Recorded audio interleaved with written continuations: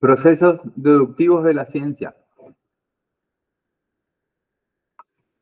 La lógica se ocupa de la deducción de unos enunciados a partir de otros dados. ¿Sí? Esto estudia qué se sigue de qué. ¿Sí? Habíamos visto el ejemplo 1, ¿sí? En donde definimos el concepto de silogismo, ¿sí? Y después tomamos nota de las siguientes conclusiones. Que la lógica por sí sola no es fuente de verdades.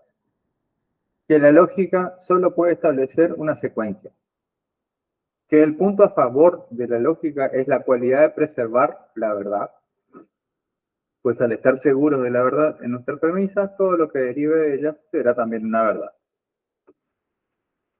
¿Por qué es importante el proceso deductivo? Bueno, junto con la experiencia son el conjunto de instrumentos de comprobación que inevitablemente utiliza el proceso inductivo. Completa el proceso que inicia la inducción al establecer patrones y leyes desde la comprobación con la experiencia en la generalidad de los casos. La deducción es la que permite elaborar predicciones basadas en leyes que pueden nacer en un proceso inductivo. Es una manera de conectar procesos fácticos con un espacio formal que permite dar lugar a futuras inferencias. Es decir, conecto la observación con la inducción y la deducción con la posterior predicción. El método deductivo, y esto está marcado en rojo, es una manera de pensar, es un tipo de razonamiento, cuyo punto de partida siempre va a estar en un enunciado.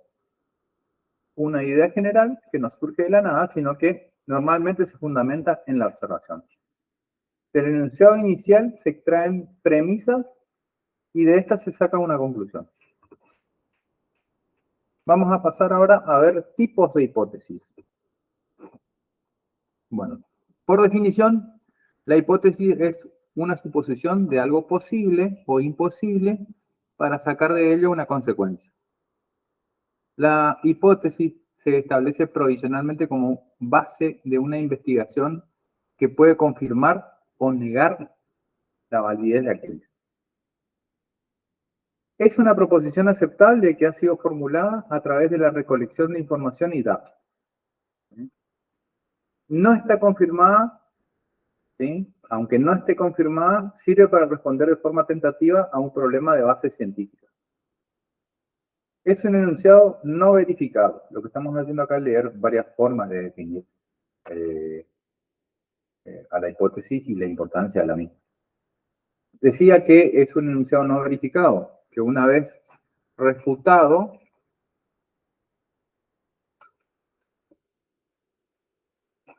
o confirmado, dejará de ser hipótesis y sería un enunciado verificado o no. Es una conjetura científica que requiere una contrastación con la experiencia, además de no ser suficientes los argumentos persuasivos, por más elaborados que sean.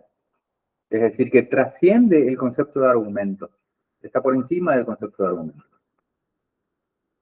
Representa un elemento fundamental en el proceso de investigación. Luego de formular un problema, el investigador pasa a enunciar la hipótesis, ¿sí? Que va a orientar el proceso y permitirá que lleguen las conclusiones concretas de este proyecto que recién comienza. Tipos de hipótesis existentes. Hipótesis de investigación se caracterizan por ser proposiciones tentativas que relacionan dos o más variables. Dentro de las hipótesis de investigación se distinguen tres tipos. Las que son descriptivas, es decir, relatan alguna característica del objeto de estudio. Las que son correlacionales, es decir, que establecen, digamos, cómo se relacionan dos o más variables. Y luego, por último, está la hipótesis explicativa, ¿sí? Es aquella que busca explicar o entender, digamos, las causas o las situaciones que se dan entre las variables involucradas. ¿Sí? Correlación y causalidad son dos conceptos asociados pero distintos. Para establecer la causalidad entre variables, antes se debe encontrar correlación. Es decir, no existe causa si no hay correlación comprobable. Hipótesis nula, otro tipo de hipótesis, consiste en una afirmación acerca de la población de origen de la muestra. Usualmente es más simple, ¿sí?, decir que tiene un menor número de parámetros que la alternativa y se designa a la hipótesis nula como en el símbolo H0. Un ejemplo de H0 sería: las plantas de tomate no muestran ninguna diferencia en su tasa de crecimiento cuando se plantan en compost en lugar de suelo. O sea, el compost es una modificación orgánica, digamos, del suelo de implantación de cultivos. Bien. La hipótesis alternativa, ¿sí?, es una afirmación acerca de la población de origen también, ¿sí? La mayoría de las veces, no siempre, pero la mayoría de las veces consiste simplemente en negar la afirmación de H0. La hipótesis alternativa se designa con el símbolo H1 y los ejemplos son: el salario medio mensual es distinto a 1.500 unidades monetarias, ¿sí? O eso es la hipótesis nula, perdón, H0. La hipótesis alternativa sería: el salario mensual es igual a 1.500 unidades monetarias. ¿Ah? Luego tenemos la hipótesis estadística, que es una proposición o supuesto sobre los parámetros de una o más poblaciones, ¿sí?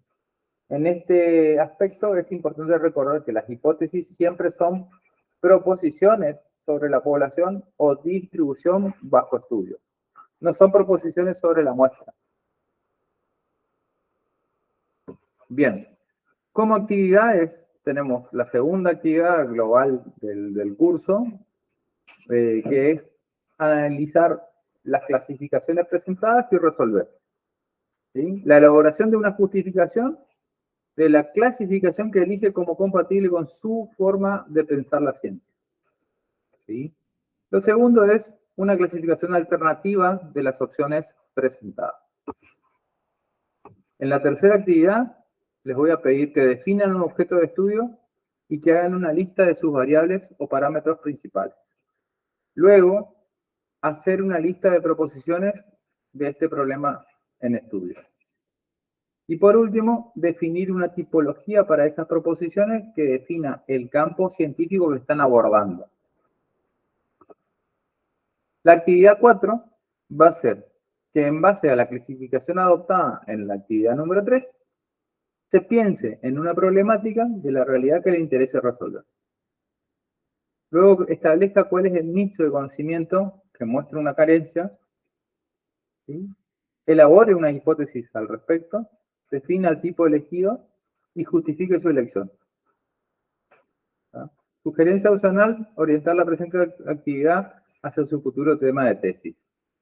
Como alternativa a esto, también es posible no orientarla al futuro tema de tesis, sino agarrar un problema sencillo, digamos, y desarrollarlo a modo de ejemplo para después, porque seguramente en esta instancia la mayoría de los cursantes tienen ya definida, digamos, su temática y más o menos tienen un borrador de lo que pueden llegar a entender como hipótesis.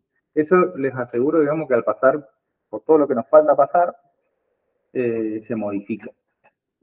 Entonces quizás hay que empezar con algo más sencillo y después sí encarar, digamos, el orientar estas actividades al futuro tema de tesis.